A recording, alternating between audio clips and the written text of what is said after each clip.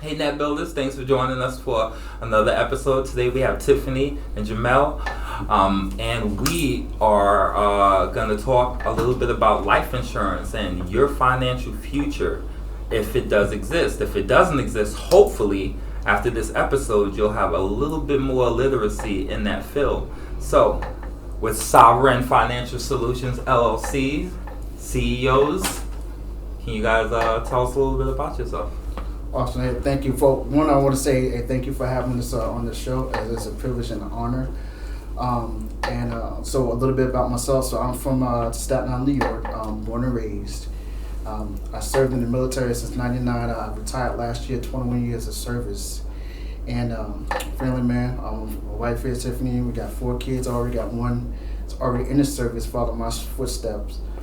Became an officer. And got into real estate before I got into this business. You know, I had a travel business, and I wanted to get into something where, you know, after serving for so long, you know, after, you know, answering to other people, that, you know, I wanted to do something that was, you know, me, you know. So kind of like not only buy my time back, you know, not only make the income that I want. You know, but just having that time freedom of just being just you. You know, so I got into this, actually, you know, someone actually reached out to me over social media about, you keep your business options open. You know, first you think it's like the crypto guy, you know, Forex, you know, get out of here, you know, that's your first thought, you know, but no, I actually kept the open mind, you know, and I was talking my life insurance, you know, I thought it was like a boring thing, you know. But like I said, keep an open mind. I see how I can use this in real estate. That's what sold me. You know, I got 2 licenses. I can use this license with real estate. Awesome. But then it just became a passion. It was like a calling, because you never really know what you're meant to do or what your purpose is. You know, you could have one plan, and, you know, God already have a plan for you. You know, so you think you're supposed to be going this way, but no, course correction. I want you to be doing this. You know, so you know what they say. You want to see someone live? Tell God your plans. Yep. Yeah, right. You already got something planned for you. So we just ended up retiring here. You know, in Lacey. You know, just started a business here, and the rest right now is just history in the making. Yeah, I like that. A lot of people say history, and they leave it at that. But I like that history in the making. The story's not done. Right, because I'm currently writing my history right now. I love that. You know, I love that. Tiffany, want to share anything? Oh, I might be a little different. I got volunteered into the business. I got you the wife, so that's what we doing. I met Jamel in high school. I met her when I was 15. I'm from Brooklyn, not Staten Island. Make sure that's known. Okay, first of all, for all my Wu-Tang fans, you know, Staten Island, Charlotte. Anyway, sorry, go ahead. But no, I met Jamel in high school. My parents moved to Staten Island, and that's how I met Jamel. And we've been the best of friends. We've been rocking since. You know, like he said, with our plans, life took me this way. I joined the Air Force. He joined the Army. We're gonna pray for him. And you know, and then we met up together, and I became an Army wife. And it's been a journey for us, you know, being an Army family. It's been a journey for us with the kids, and of course my daughter is a traitor, so she sees this video, you're a traitor, you went to the Army with like your dad. But you know, I mean, I'm very proud of her. She follows her dad. She's actually doing the same job as him too, so you know, that one right there. So you know, we love our kids. I graduated. I'm a therapist. I graduated from Capella University, and I'm a mental health therapist. I'm a therapist for children. And how I came into this, like I said, I was volunteered into it, of course. I just kind of seen him doing stuff. I felt like after he retired, give him his freedom. Whatever you want to do it. I'm happy for you. You did 21 years in the military. You earned it, right? And so I support him no matter what he does. And so I noticed that it was a lot of fun going on. There was a whole lot of fun going on, and I'm going to work like, all right, see you later. And I come back and they still having fun, and I'm like, okay, I'm going back to work. And so I got involved, and they took me on a trip to DC, and we were riding on scooters, and we were just touring DC, and I'm like, all the 43 years of me of living in this world, no job has ever done for me what I've got to do with this business. And I didn't know, the understanding of what life insurance does and what it does for your family, and you don't, unfortunately, you don't realize it until someone dies. That's when you finally, unfortunately, that's when and the funeral cost up, and they start coming up, and they start adding up, and who paying for this, and then that's when families start fighting, or the one person who is the financially responsible one ends up having to fit that bill, and then that's when the arguments start. And unfortunately, in my family, that's how we kind of learn, with the exception of the fighting. But when my parents passed away, my dad had a policy. My mom didn't, and my dad passed after my mom. So my mom passed first, and that $7,000 bill came. And my parents were military too. My dad was military, so people don't realize the things until you get into those situations. And that's the biggest thing for me, is educating people on. Talk now, don't wait till then, because when you wait till then, you're already in the emotional state, you know what I mean? So no one's thinking straight and nothing gets done correctly. Luckily, my parent and my mom raised me to be the alpha that I am, but me and my brother were really good in coordinating the plans. But the plan was, he had a policy, mom didn't, and he passed after her, and then when he passed, she was the beneficiary for his stuff, so we had to go through those, and nobody knew what to do. So that's what I told you, if we get anything out of this business, is teaching people what to do before it happens. And then and then the extra side of it is, people don't realize you can make money while doing it too. You know what I mean? I didn't even know that. You know what I mean? What more can you ask for? People think life insurance, you die, you get a check, your family get a check. No, you can actually dig into these things before then. And so that's what kind of just learning the business, it floored me. I was like, oh, I don't even let me take this therapist hat off for, you know what I mean? I don't be a therapist no more. I'm about to fit and do this with you. But now, like I was saying earlier with Jamel, they all correlate together. You know what I mean? Financial wellness, mental health, all these things kind of incorporate together. So why not be that one-stop shop to help people? Estate. Yeah, and real estate. Yeah, why not be that one-stop shop? Help real estate agents when you buy a house. You can sell certain things out and help families. I love that. Definitely. And you guys, what we're talking about as far as real estate goes, when you purchase a home, that is the biggest asset you're ever going to purchase. Yes. That's the biggest asset. So if you pass away, who's going to foot the bill for that? Where does that go? That's where a life insurance policy comes in. Yes. To keep that house going, to pass it on to a family instead of leaving them with debt. Yes. So just wanted to clarify that for you guys. Even in the caveat to that, even bigger, so if you don't pass away, but you're not able to work because of some illness or injury or something like that, and your job is not covering that, you're covering that expense. Now they have what we call living benefits, that you can actually access your insurance policy, while you're alive, to help something with net income, to help with medical expenses, because some things your healthcare might not provide. Their living benefits can actually step in. Your quality of life, being able to do stuff for your kids, and that's what's the biggest part when people don't understand when you're talking about on life insurance, like the living benefits. Because a lot of people today, they have a policy, but they don't have living benefits. So that's where I get a lot of people. It's like, okay, you got an insurance policy, awesome. Do you have living benefits? What's that? Right. Yep. What's that? I'm fixing this, Yeah. You guys paying attention here. Yeah. Pay attention. So today, that nasty C word, cancer. It seems like everybody's getting cancer.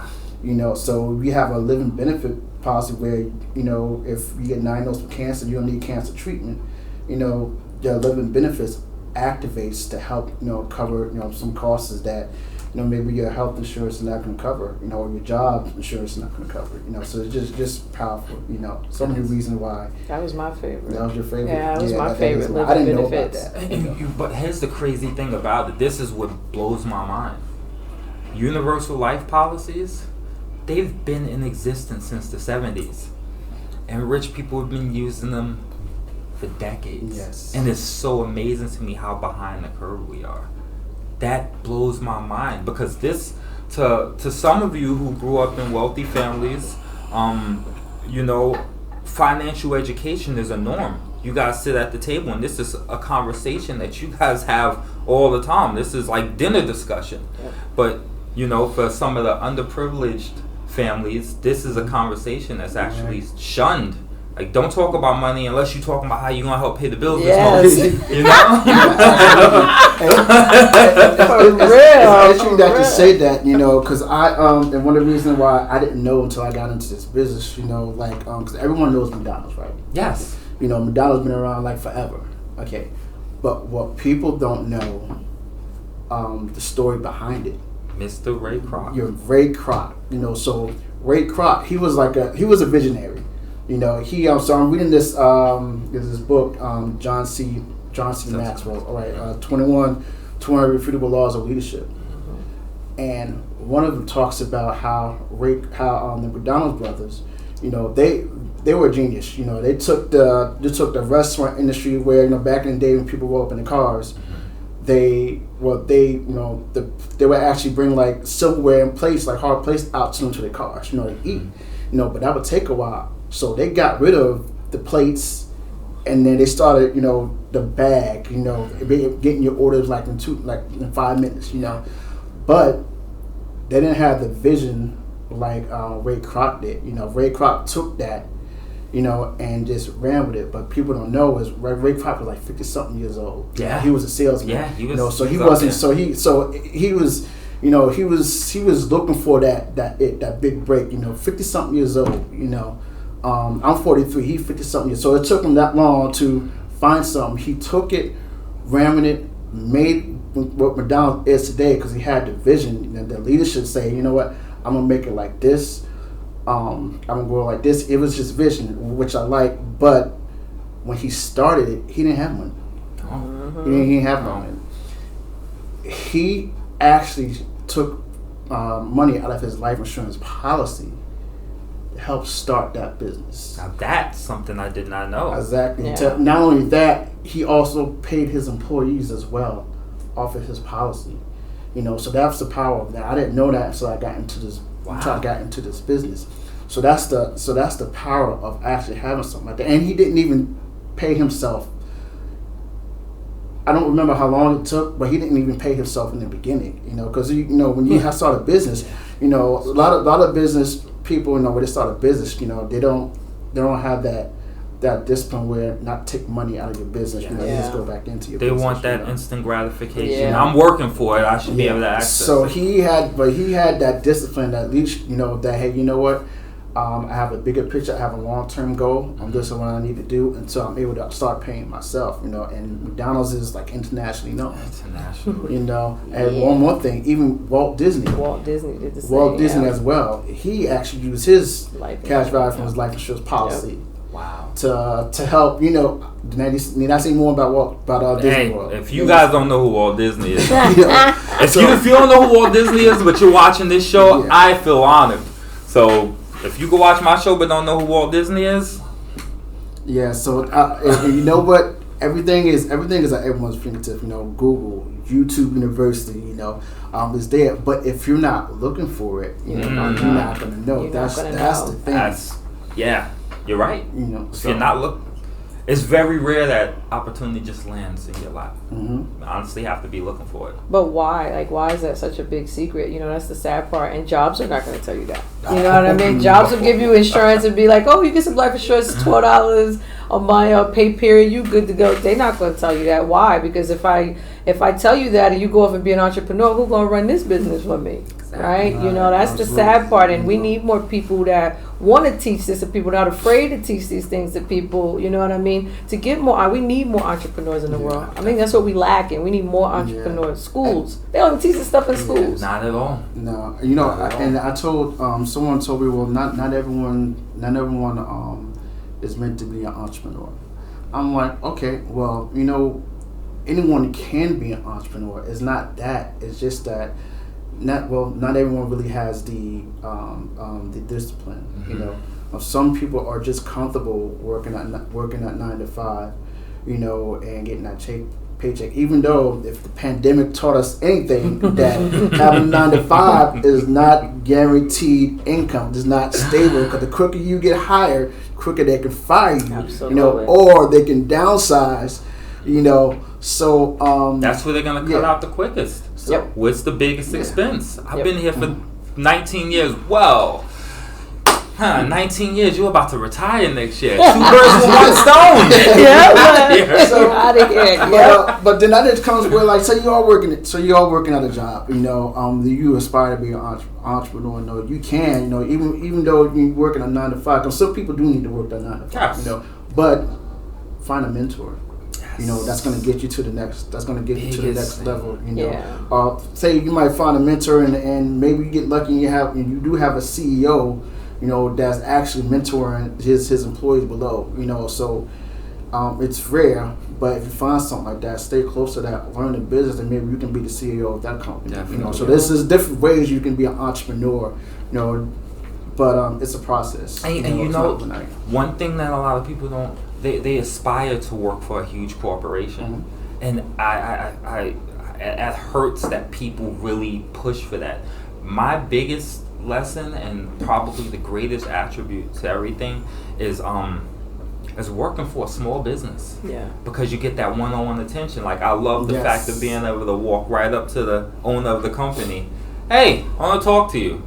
Do we have to right now? Yeah, I want to talk right now, and just pick his brain. Yes. Now, I didn't get paid a bunch, but the value and the knowledge and experience I got from this man. That's more than money. You know, it's funny because we was on a call yesterday, and it was a matter of fact, it was George Palau. George Palau, he's one of my coach and mentor. He's been in the business for a minute. Palau is great. Yes, he's out in Culver City. You know, Team Unity. Phenomenal coach.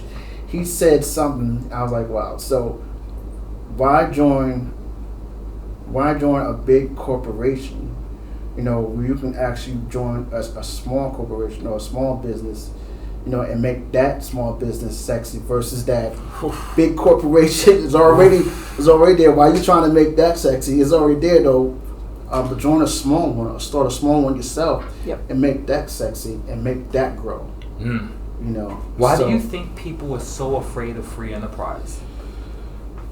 It's a belief. It's limiting belief. You know, it's a generational curse that we pass down. You know what I mean? If you think about it, back in the day, we were raised to be 9 to 5 workers. Get out there and work. Get out there and get that paycheck. You know what I mean? We weren't taught to kind of think outside the box. Unless you had a person in the family that had a business that passed that business down, you don't see it. And then schools don't teach that. Schools teach you that you got to go to college, you got to get a degree, get in debt with that degree, and then you got to go work for somebody to pay off that debt. You know what I mean? I was definitely a product of a parent that, was a worker. Worked to the day we told my mom, you cannot work no more. Like, you're done. You're retired. You're done. You know what I mean? And she was a worker, and she probably would have worked to the day we put her in the ground. You know what I mean? Because that's what her mindset was, And so what I try to teach my kids is, it's okay to get a degree and go out. Like me, I got a degree. I'm a therapist. But now I'm going to open up my own practice, right? Because why am I going to keep feeding money to corporations when I can feed money to myself and probably do even more than what those corporations are doing? You know what I mean?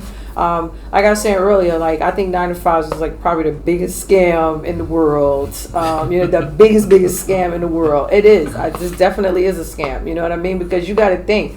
You got the big boss, right? And then you got all us down here that's working. They're going to pay you, they're going to pay you, but they're going to pay you just enough to stay that you got to keep coming back. They're not going to pay you, because think about it, like I said earlier, why would I give you the money and give you the tools and knowledge to be an entrepreneur? Then you leave. Now I got to go back to hiring again. You know what I mean? That's why Indeeds and all those kind of things are so unpopular, and there's nothing wrong with that. But you have to get your mindset to a place where you kind of transition off to open up your own. You know what I mean? We have to get back into the habit of teaching those things to our kids and kind of teaching this kind of education to our kids, because we don't.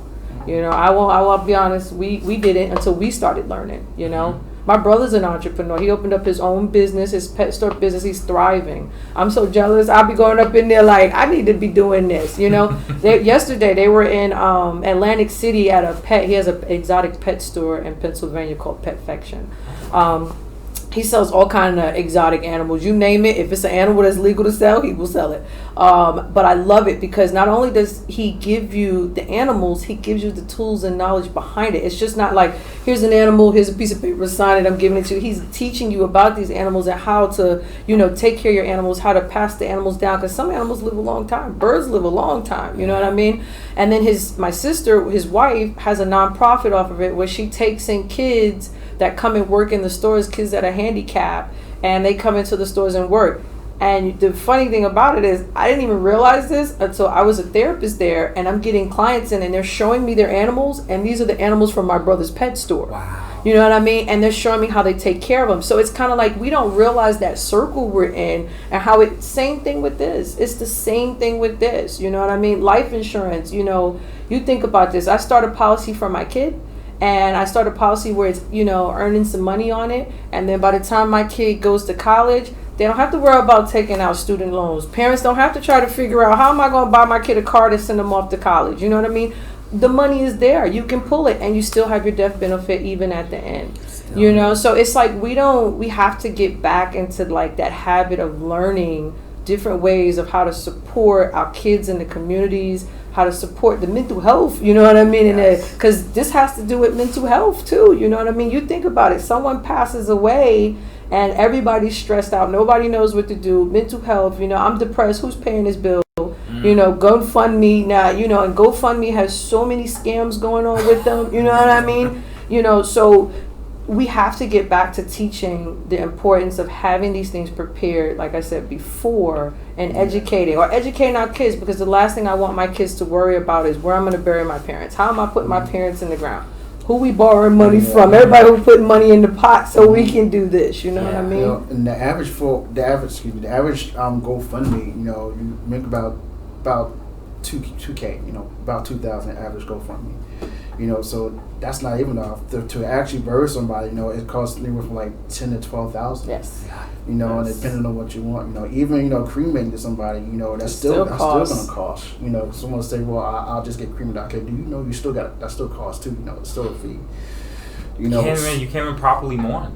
Right. No, they say they say funerals are not for the person that died. Even though we'd be like, no, they gotta have this, they gotta have this outfit on. We freak out. It's not. It's not for them. It's for the families, right? We want to wish you off well. You know what I mean? It's for us. And so if I'm stressing and trying to figure out what we're going to do next, how do I even get to mourn? And then you see that that transition. So I didn't get to mourn, right? Because we was crazy trying to figure out how to bury the person. We get them buried, we figure it out, or we get them cremated. Now I'm sad because I can't even put a headstone out there because that's money. You know what I mean? So now that we get that, now we kind of transitioning on, and then that's how we start playing into the mental health, because I didn't get to properly grieve the person that I'm supposed to, So it's just, it all, like I said, it's like a circle, it's like a big circle. 47% of Americans don't have life insurance. 47%. That's scary. Then you have 41% of Americans are still underinsured. So they're not insured properly. You think about it. If you have a 500K mortgage, but you insure for like 100K. If you have a business, that's worth like 500K. Use that again. But you're not insured for your business, properly, or don't even have insurance when it comes to your business. Because you might have life insurance though. Okay, but what happens if you're in a business and you're not working? Yep. You have to show up in your business to work to, in order for your business to thrive. Yeah. Or you have a business partner. Because people do this all the time. In business, they're working with someone. They have a business partner. If your partner doesn't show up, and you also depend on him to show up, and your income's not flowing because he's not available because he's sick, an insurance policy. It's just like having group insurance at a job. Your job has group insurance, So if the employee is not working with it, but you're covered because you have an insurance policy on that. It's just so many things that I learned, about life insurance. That's why I like to talk to a lot of business owners to come to that realm. But they don't even think about that. No. Well, they like you said earlier, it's something they're not looking for. They probably don't know it exists. Right. They honestly don't, and that's That's sad, and that's one thing that I really admire about you guys' organization is you don't just say, "Here's a life insurance policy," like most other organizations do, which causes them to be underinsured. You actually sit down and, hey, what is it? FL. Yeah, FLS, the financial life strategy. Yes, Sorry, FLS. to sit down and do that. Like, you call these guys to do that, you'll find out more about your financial situation than you've ever known in your life, and all of the gaps that are just sitting there waiting for something bad to happen. But FLS is, you guys sit down with each client and you do these, and it really gives them a huge picture, financial snapshot of what's going on, what's at stake, what can be lost. Right. And I think that's great. You tell us a little bit about that? Yeah, so that's how I wanted to find out, what is someone's insurable needs. Yeah. Because that's the first thing I asked. When someone might ask me, oh, hey, I want 100K in a death benefit. I'm like, okay, well, how did you come up with that? What's the reason? What's your dynamic? So I try to figure out, like, one, are they married? Do they have a business? Do they have kids? How many kids do they have? Who you trying to insure? So we put all that on the FLS. You can do it manual, but I like doing digital. Because I don't have enough fingers and toes, so I like doing the digital. And so it's a program where it's able to, determine, okay, you got mortgage, this is your debt, we have kids, because your average kid, to raise your kid to college age, to 18, it costs about $150,000, to raise a child. Like, I didn't know that. I told my kids, like, hey, you guys owe me some money. Ah, right. I told us, hey, you guys owe us some money. We heard.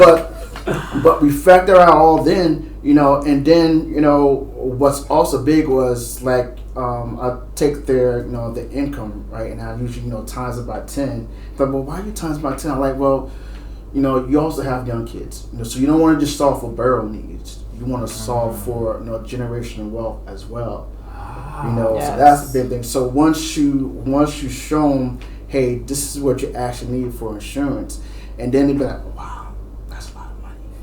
I'm like, wait, there's more. It seems like that, right? So that's when I go through. So one of the things I love about what I do in the organization I'm with, the PHP agency, which allowed me to actually build my brand, which is Sovereignty Financial Solution.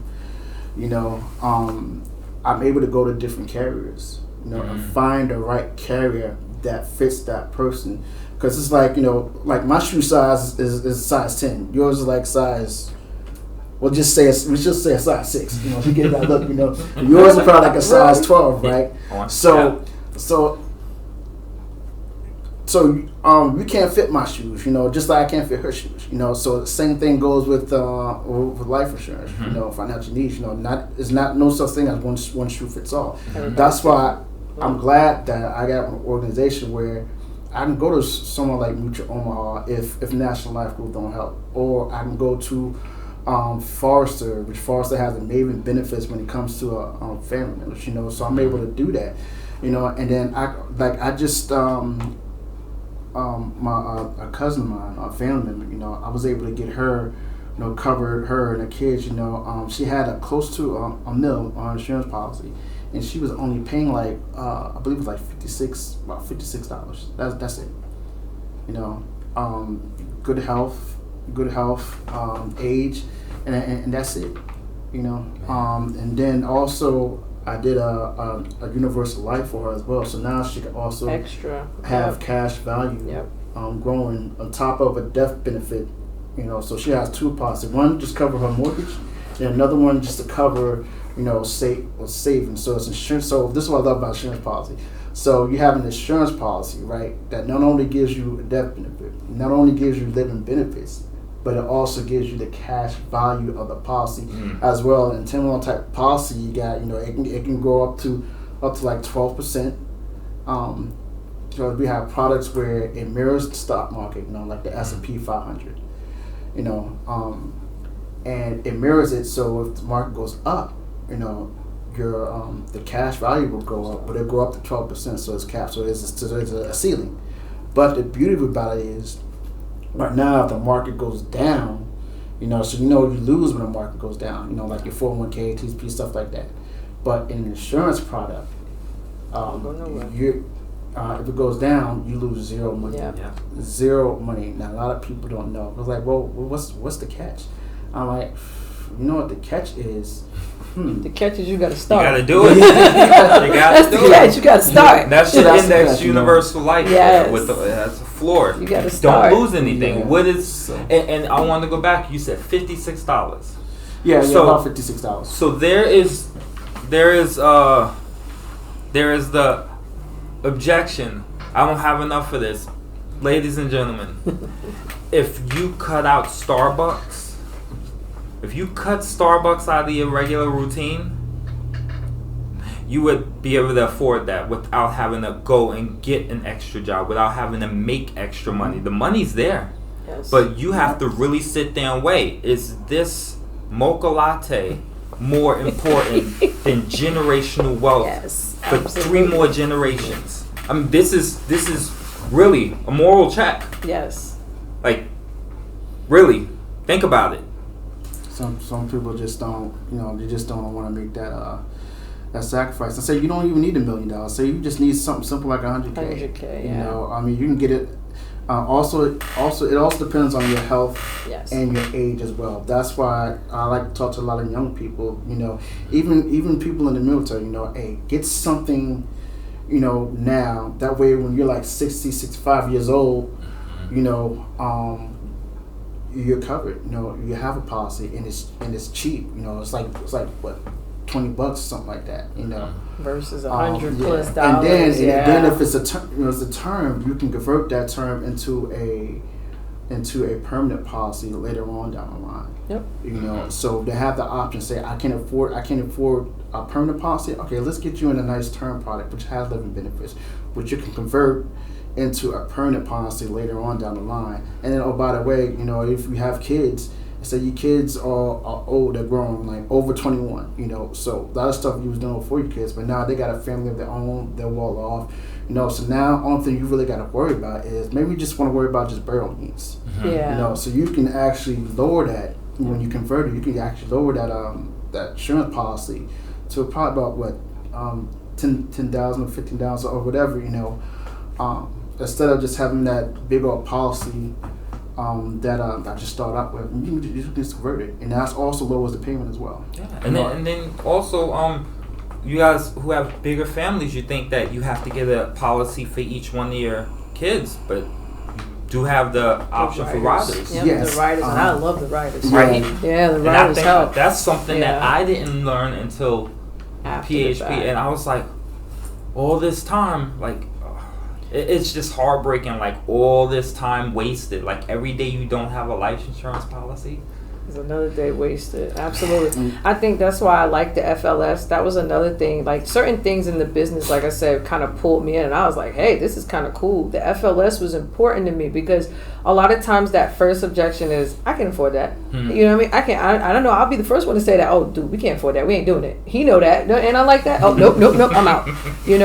The FLS is cool to break things down. Like you said, some people might not want to give up that Starbucks. I know some mornings before I go into my work, I need the Starbucks. Starbucks is what saved me. You know what I mean? So I might not be willing to let go of my Starbucks. But, sometimes we have what we don't realize we have. And sometimes we have to break that down. And so that's why I like the FLS. It's not just kind of like, doing the life insurance, but also showing you what you have and how you make it work for you. You know what I mean? And not trying to gouge your pockets. We're not going to tell you to take a $300 a month policy knowing you can't afford that. You know what I mean? That doesn't help you. That doesn't help us, So I like the fact that we kind of can sit down and work together, and a person can be like, oh, wow, you know what? Maybe if I paid this off, I have an extra little bit over here. And it's teaching people savings, how to save money appropriately. And we don't realize how much we start putting things away. And then I might not want Starbucks. Maybe I want to go buy me a Keurig and make my own Starbucks. Right? Save me some money. But yeah, I got to get my Starbucks in the morning, y'all. That's our first stop in the morning before we come to work. You know what? I didn't have no knowledge of this. Yeah, we did it. Being in the military, We were blind, I was I was talking, training soldiers, leading them in the war. We're the worst in the military. We have a guaranteed paycheck. Yes, every we're spoiled with baby. Yeah, when I got out of the military and I realized, what? I have to work a certain amount of hours to make it. I gotta work out. Man, look, let me explain to you. I have to be, so I don't get the same paycheck all the time because I missed a day. Man. Yeah, I know. Oh, boy. It was so funny when he was talking to me like that. I was like, dude, did you not understand what hourly pay is? And I was like, wow, I forgot. I went in at 18. Yeah, so I'm bringing on staff, so I'm like, okay, hourly pay. What's the hourly pay? What's the hourly rate? I'm like, man, no. So a lot of stuff before to me because you get spoiled. If you're in for so long, you get spoiled. You do. And but I'm thinking if someone would have talked to me about this like way before I got out, I can only where we would be right now. Yeah, I probably would have just bought a house. Took out of my policy, I would have just bought a house. You went for 21 years. If you had known this from the beginning, you'd probably be renting out 3 houses right now. Yes.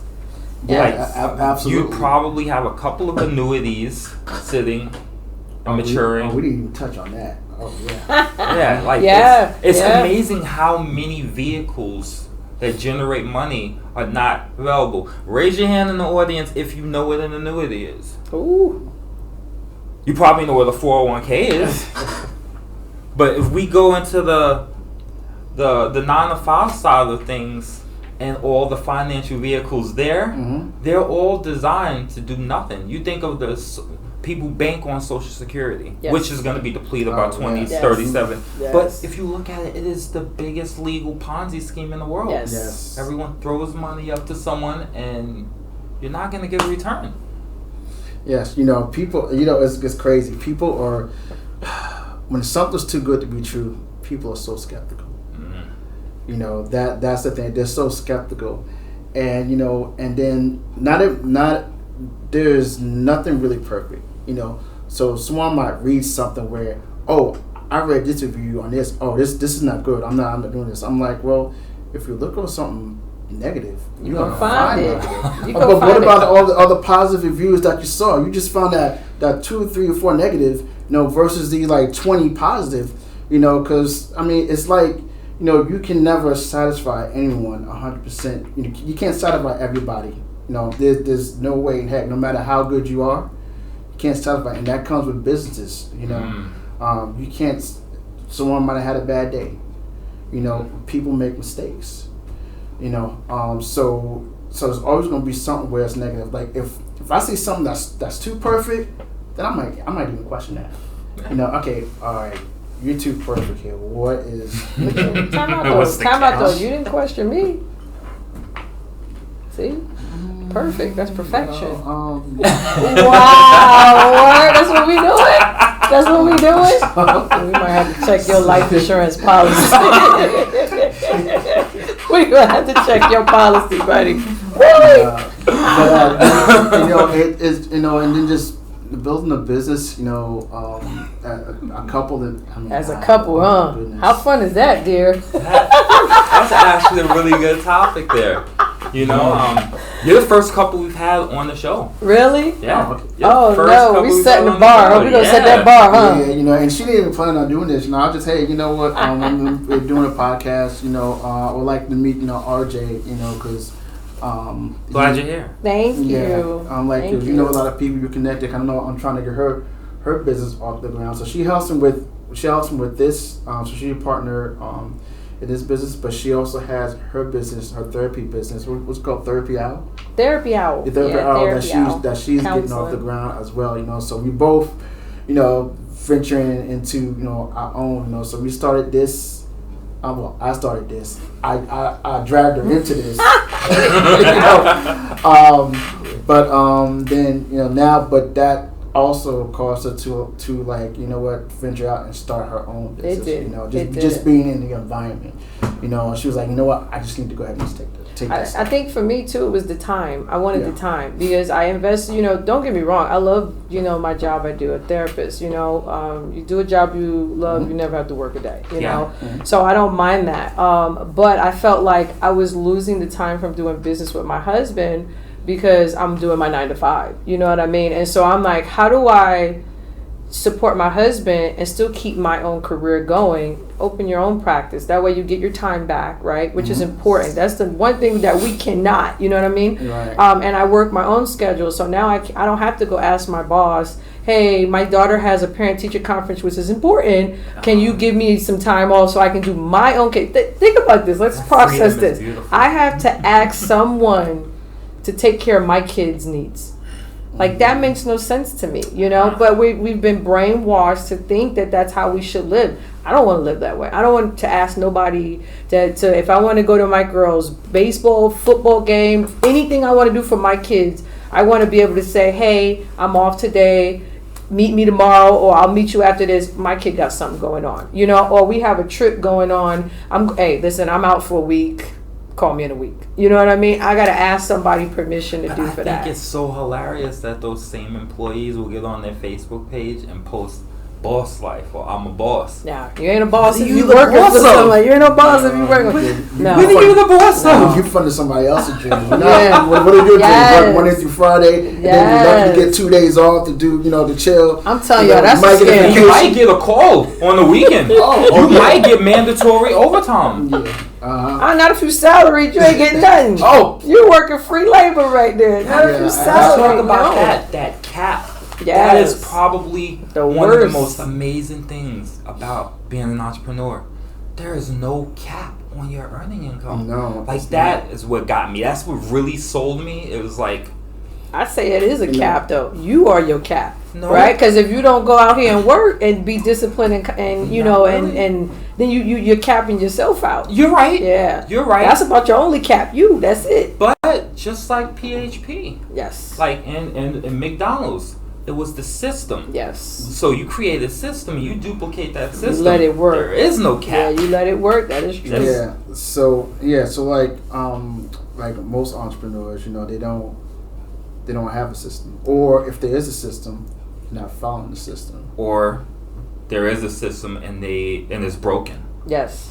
That's true. And that's most of my clients. They believe that they have a system, and it's There's holes broken. in it. Yeah, So- you have to figure it out. That's kind of how couples kind of like bump heads.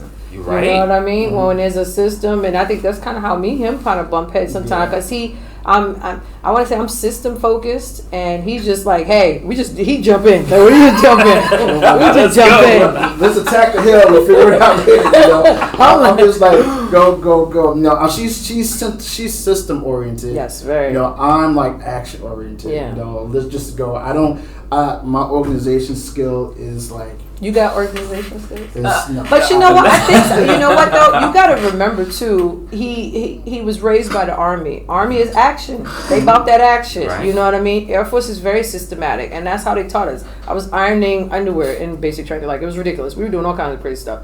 And stuff I was like, we really doing this? But I got it. They were systematic. You know what I mean? And so that's how I was, and that's how I still am. You know what I mean? My mom was a bookkeeper. My mom kept so many things in books that I was like, when she passed, I was reading through her stuff like, I can't believe she still has this stuff like that. And I'm like, yes, this is how I am, systematic. And so when I come in and I'm like, so what's your schedule saying? How are you following it? And he's like, oh, well, I did this and that. I'm like, that is not on the schedule. That is not what I told you to do. Yeah. No. So, time management is so important Yes. when you're an entrepreneur. It is so important to follow. And then also it just takes discipline too. And like, again, no one's perfect. But you have to. It's days where you don't feel like doing anything. You don't feel like getting out of bed. That's where your system comes into play, and your routine comes into play. It's just like you don't think about brushing your teeth. You get up. You gotta brush your teeth. Well, some people.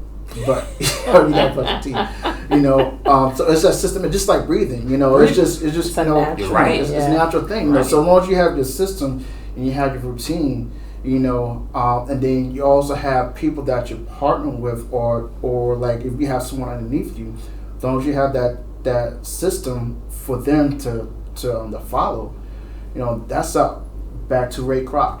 You know, he had that system. You know, he perfected it to the point where, okay, each employee, each McDonald's is going to be doing A, B, C, and D. Yeah.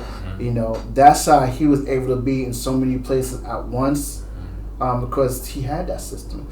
The McDonald's brothers, they didn't have that system. They tried to franchise out, but again, their leadership, again, John C. Maxwell, 21 Irrefutable Laws of Leadership, they had like that leadership lid, where the lid only went but so high, but Ray Kroc's lid was like Out exponential. there. You know, Yeah. so like I say, it just all goes back to the vision. And then, you know, entrepreneurs, we go through moves. You know, one minute like, hey, I'm excited. Next minute, you're like, oh, screw this stuff. Next minute, you know, oh yeah, no, you got to be so like awesome. Next thing you know, like, you know what, I need to go back to 9 to 5. You know? And then all these emotions is going up and down, and it usually happens in the span of like maybe like 5-10 minutes. You know, so Surprisingly, a very short period. So many emotions you go through. Yeah, I can't tell, but it takes not only just system, it also takes a team. You know, just having that support.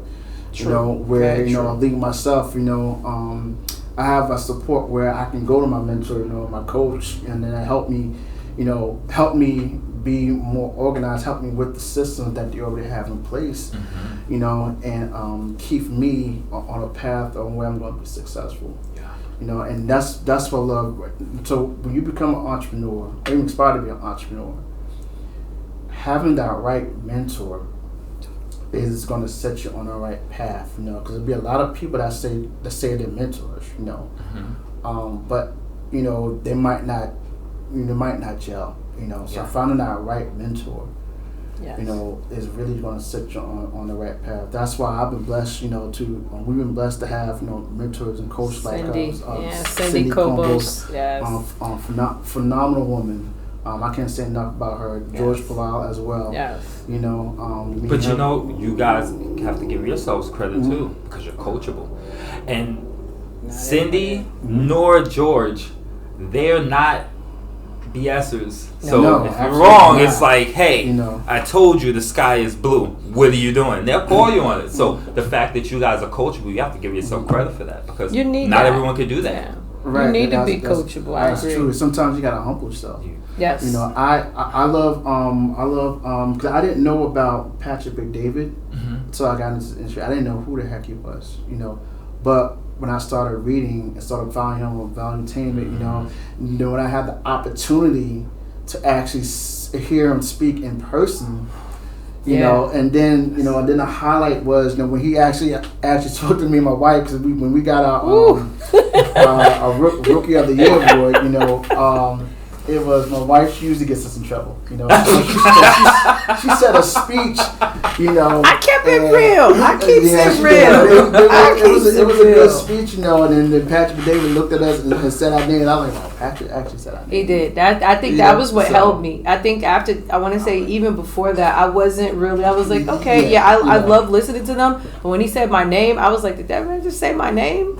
You know, our names, like that's important. My name is important. You know what I mean? I stand by our name. You know what I mean? So it definitely kind of put us in a place where now we have to do work. You know what I mean? And we have to do work and you'll see when you'll I feel like you have to find those leaks in your business where things are going. And so sometimes when you're bumping heads, that might be the leak. We'll figure out what bumping heads is, you know.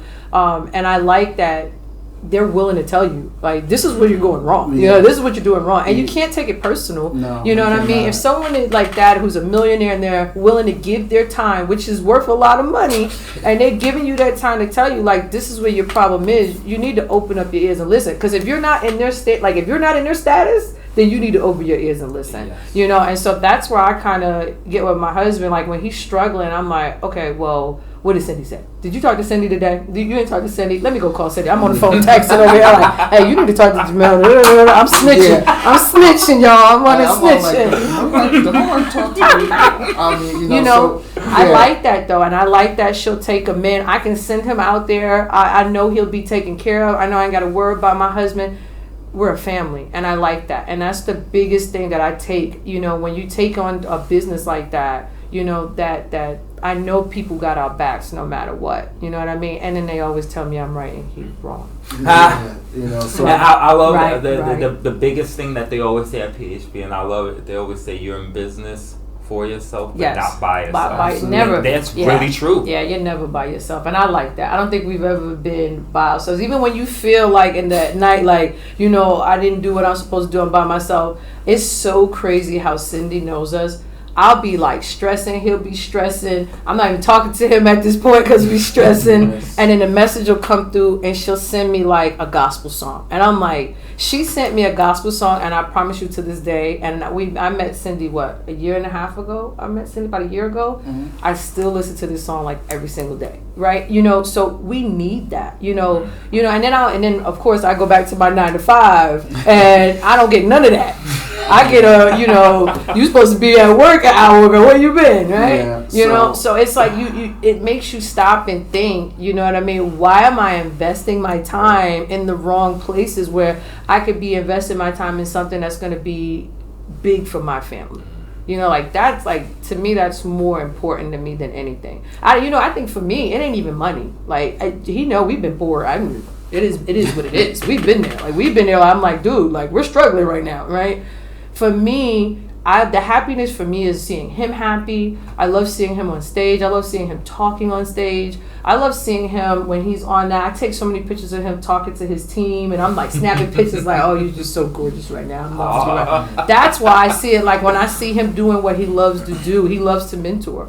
So I love to see that out of him, and when he gets to do that. And even Cindy said that. So it was funny when Cindy talked to him, and she was like, you thrive better when you have a team, because we get to see the real you come out. You know what I mean? And then I'm the mental health side, because building a business is not easy. Mm-hmm. So even I keep up with people. When we go to events, I give my number out. Like if you're stressing, you're hurting, hit me up. I got you. If you need to talk to your kids, hit me up. I got you. And it'd be so funny. Like he'll be like, so-and-so knows this is going on with so-and-so. I'm like, yeah, I know. I talked to them yesterday. You know, he don't even know I'm talking to them. Yeah, because I'm on the other side, because that's support. Yeah, really. You know what I mean? And I think that's part of the struggle with entrepreneurship. People forget that they need support. You know what I mean? I get so tired, and I feel sad when I see memes and TikToks about how people, like family and friends, don't support their people. Like, you got to, they need you. You know, that's how the business grows. That's how it grows. We need you. Strangers will support you faster than Yes, that boggles my mind. You know what I mean? Like when my brother started his business, it wasn't even a question. What you need? You need me to come? My kids will go work in the stores with him over the summer. Like that's what we do. That's how you support. You know, when he started this, like I said, I supported him 100%. Even when I was like, "What you doing? What? Huh?" You know what I mean? But once I stopped being skeptical about things, to just open my eyes and listen. That's a key. Just listen. You will see, and then you'll be like, you doing what? And you making how much? Okay, well, I signed up at. I'm thankful for the family I do have. Though, yes. like my mom, you know, oh, like man. my uncle. You know, they're always my two biggest supporters. You know, so. I appreciate that a lot. Yeah. You know, his mom floored us at an event. She was out there at the event. So we brought her out there with our girls. Our girls got to see, you know, why we in the office till 2 o'clock in the morning. You know, they don't understand that. They just, you know, but they got to see why we do what we do. And his mom got to see that. Like, my whole goal in all of this that we do is that his mom don't ever have to worry about nothing for the rest of her life. When she want to buy a house, we could be like, oh yeah, where you want to live? Just tell us where you want to live. That's generational wealth right there. Generational wealth. And so, you know, I think when my parents passed, I was so sad and bitter and angry and frustrated. And it's like, okay, what do you do with that? You take that and you turn that into something. Help someone so they don't have to go through that. Teach one, you know what I mean? Teach my kids, you know what I mean? Mm-hmm. So my kids don't put me in a home. My son said he could put us in the basement. I'm going in the basement. I don't want to go in the basement. In the home? Yeah, it's better. I don't know. That might be better in the home than the basement with my son. I don't know. So, I don't know.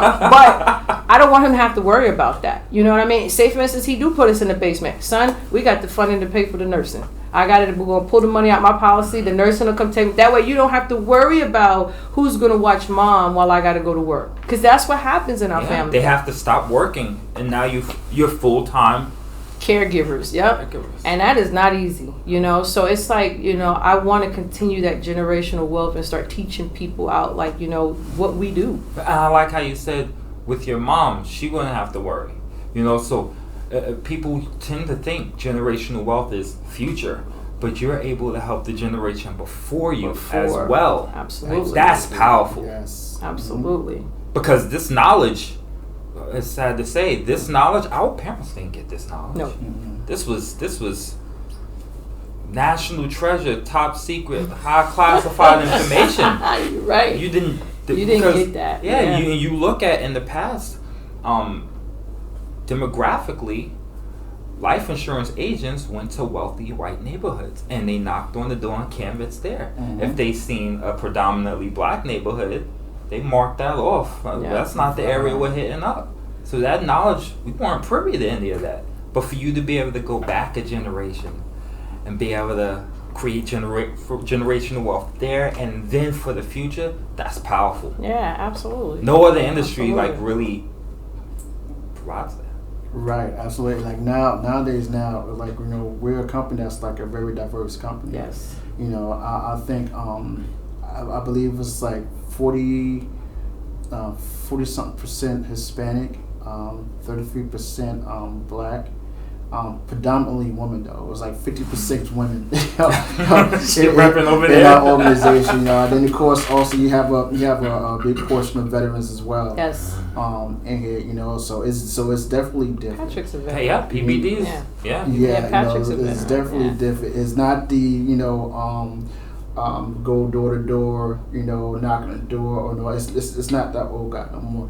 I did it as a realtor, going door to door, doing the calls in 2 hours, just cold calling. Mm-hmm. There's none of that down. I'm so glad I didn't have to do that because I hated I did it as a realtor, but I hated it, but I had to do it. Mm-hmm. Now it's like a different approach. And I learned social media, reaching out to people. Yeah, that's free right there. That is free. One thing advertising. One thing I do want to touch on was because I know I get a lot of people, that do partner with me, or even the ones that don't. It's like they don't want to reach out to their friends or family. I don't want to bother them. I'm like, what do you mean you don't want to bother me? And I just use my story. So I had a cousin. His brother passed away recently, and I know when I was going through training, I reached out to him, say, hey, you mind helping me out with training? I'm going for my insurance license. So that training led to, hey, you know what? My brother, he needs life insurance, and I was able to help him get covered, to the point now that I'm actually doing my first, death benefit off of that. But had I not reached out to him, had I not helped him, I don't know if we would ever thought about actually getting life insurance for him, So the first people I reach out to, especially of that, I want to make sure that my family's taken care of. I want to make sure that they got the proper information. Yes. I want to make sure my friends got the proper information, that they are safe and secure. Those are the closest people you want to talk to and take care of. Just like when you open up a restaurant, first people you're going to actually invite is going to be who, what? Your family come up in here and eat friends, this good stuff. They're supposed to be like your main supporters. Yes. So I get that, we don't reach out to families and friends. And I'm like, well, I don't want to bother my families and I friends. understand that mindset is so backward and asinine because of the fact that if you watch a good movie, you'll tell your friends or your family, hey, man, I just went and seen the new Avengers movie. It's I think $9 to go see it in the theater now. Yep. They'll pay that, and you have no problem recommending that movie to them. But you won't recommend something that can possibly change their entire life, create wealth for them, and leave a stress-free existence for them after they pass away. You won't recommend that, but you'll recommend the new Marvel movie. Right. Yeah. Right. It's messed up. It's a mindset. It is a mindset. Yeah, you got to get in that habit. I think I tell everybody now. I literally just was telling somebody yesterday about life insurance. Like, what you got? What you got? You don't got no life insurance. Yeah. You got how many kids? Come on, let's go talk. You know what I mean? That's how I do. And I don't do it because I want to make money. I do it because we need to teach each other about this. You know what I mean? It's not even a want. I need to. We need to. It's like car insurance. They won't let you drive a lot. You gotta have car insurance. Yeah, you got car insurance. You gotta have renter insurance. People have insurance on their phones. Yeah. People People have insurance on their stupid iPhones. Yeah. But don't insure the number one asset, It's which is you. themselves. I can't afford it. You can afford the iPhone insurance, right? You got that car insurance, right? Even though it's like $300 but you can, I'm just saying, Renter's insurance. Yes. Because people will even pay, like when you go and buy a microphone, from a microphone, they'll ask me, do you want what is it? The insurance for it. Yeah, in case it breaks. Yeah. They won't TV, jump at it. yeah. You will insure everything except for yourself. I think it's more up to people don't have that understanding, and that's what we gotta teach. Because I probably wouldn't have until somebody taught me what permanent life insurance is. Yeah. You know what I mean? I didn't know what that was. You know what I mean? I thought, okay, well, I'm paying my job. You know what I mean? But I told somebody this one day. I said, okay, you're paying life insurance at your job, right? And it's probably cheap because it usually is, which is fine. I do that at my job. Let me ask you a question. What happens if you get fired tomorrow? Where's your life insurance? Right. And then what happens if, on Monday, you got your life insurance. Tuesday, job says you fired. Wednesday, you die. Oof. Yeah. Or just like... Yeah. You know what I mean? But that's not far-fetched. Or what I experienced with my best friend, she worked. She was a worker bee. We worked together. She got sick with cancer and she had to depend on Social Security. And then, she was still kind of technically working because, even when you're going through chemo, you can still kind of work. But she didn't need to be working. I'm thinking about what living benefits could have did for her. That would have been amazing. And even now, as her kids are getting older, I'm watching them grow up. I'm thinking about what could this life insurance have done for her children. You know what I mean? My goal is when every single one of her kids turn 18, they will all be covered no matter what. Even if I got to pay out of pocket, they're going to get their life insurance policies, generational wealth. Yeah. I want to take it back to the military. When you're a veteran, you get your VGLI, right? Yeah. But say you don't do your whole 20 years. Yeah. Say you only be in for like a couple of years, whatever. So you no longer have insurance. So I try to reach out to my military folks. It's like, hey, get you a simple policy. You can get you just get you a term policy.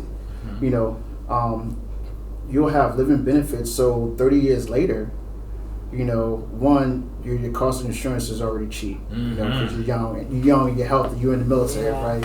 Two, something start breaking down, happen to you. You have living benefits. Yep. As well.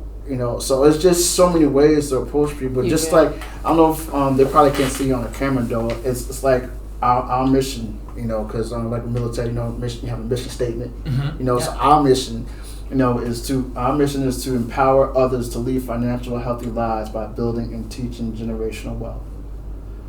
And our vision for that is because the biggest army wins. So having 1,000 licensed agents, throughout the country. So we're not just in Washington State. We're nationwide.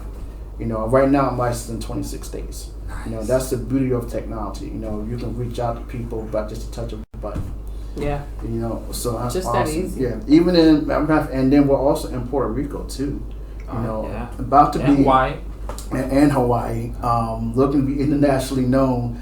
And then we just started next month. We are actually starting health insurance as well. Yes. So now we also have health insurance. Yeah. Not only we have life insurance, not only are we able to protect your money by a form of annuity. So you have insurance for yourself.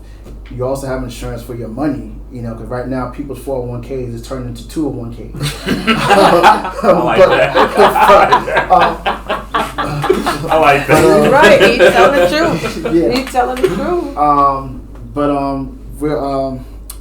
I lost my train. Where was I going with that? Oh my goodness, though. Protecting your money. Yeah. Yeah, protecting money. Now we have health insurance.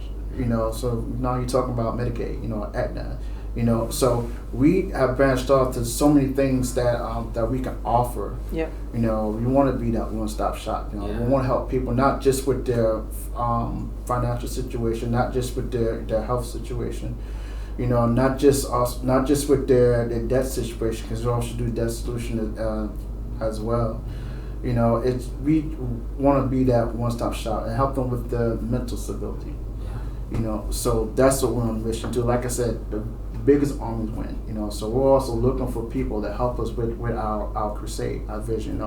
Like this month is I know this is probably here next month, right? But this month, is Life Insurance Awareness Month. So this month, our goal is to serve 300 families and help build the generational wealth gap in America today. So that's our actual goal for this month. So and just getting the word out there. It's what we do. It's simple. Is it easy? No, but it's simple. As long as you have mentorship, as long as you have the system, as long as you follow the system, and you just have support. Yeah. That's basically it. I love it. Which should be our audience's biggest takeaway from this episode? I need one from both of you.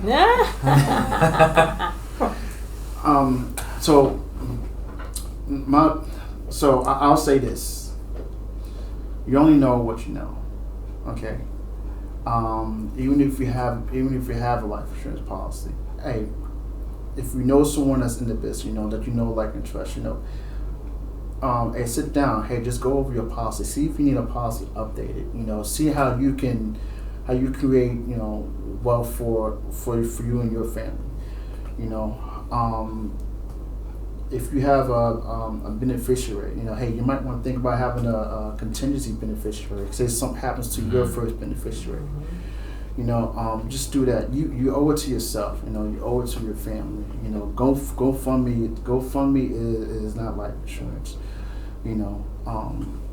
But seek that out. Hey, I'm more than happy to help though. But please, whatever you do, if you don't have life insurance, hey, sit down with someone and go away. Hey, what's your insurable needs are? And if you're looking to be an entrepreneur, whether in my industry or any other industry, hey, just find a proper mentor. That's going to guide you, on the right path. But that's my takeaway. Okay. I like your takeaway. Nice. That's nice. Can I say ditto? No. Ditto. Yes. What he Bella's said. trying to cover it all. There you go. What he said. All the good points. What he said is what I said. I think for me, the biggest takeaway is be open. Be open into learning new things. Be open into opening new channels to support your families. Be open to entrepreneurship. If anything I say today, be open to entrepreneurship and be open to learning different ways to build generational wealth for your families. It's so many different avenues. Don't think that, because that was me. I was the skeptic. I'm the skeptic in the family, okay? But I've taken that time. I've taken a step back to learn and be open to seeing, what these different avenues have opened up for me. I never thought about opening up my own practice. This is what opened up my own practice. And as I go forward, even with my policies, I might be able to do even more things with that. So you never know, until you take that minute to say, let me take a step back and check out what's really going on. So be open. If anything that I tell you anything, be open to listening no matter what. Even if you still have in your mind, you're going to say no, still take that minute to check it out, because you never know what's going to come out of that session when you sit down and talk to somebody. But secondly, the biggest one after that is, if you do not have life insurance, go get some. Because tomorrow is not promised to anybody. There is not a timeline like, hey, if I get my policy by the end of the month, then we don't know when we're going to go. It just happens. And so, if you want to not stress your family out, stress your children out, get a life insurance policy ASAP, and get with people who actually take the time and teach you what your life insurance policy does. That's the biggest one for me. Other than that, I'm appreciative this time. Thank you. I'm super. Thank you. This is super. I'm even informative, because I didn't know about that with McDonald's. I knew about Walt Disney, but I didn't even know about that. So even like you see, as we go along, I'm still learning, and I love that we can learn off of each other. Like, that is awesome. This is my favorite thing. That's why I love doing this. Yeah, I'm about to start doing some podcasts. Awesome. I'm about to do some therapy podcasts. Sovereignty Financial Solution, baby. Sovereignty Financial Solution. Thank you guys so much for being here on the show today. I'll have their contact information in the description. So, hey, if you don't have a life insurance policy, you don't have an excuse anymore. No. All right, guys? So thanks for joining us for another episode of Net Builders, and I will see you next week, same time. Take care. Bye. had a lot of bloopers. If I would have been recording for 15 minutes now, we'd have so many bloopers. I mean, the biggest blooper he got is this New York Giants up here. That's disrespectful. First I'm of gonna all, need to take that over there. these guys won. Leave them alone. They won. I'm proud of them. You get your one for No, I get one. No. Giants are actually good. You gotta have it. Okay. All right, Mr. RJ. I think I'm ready. Oh.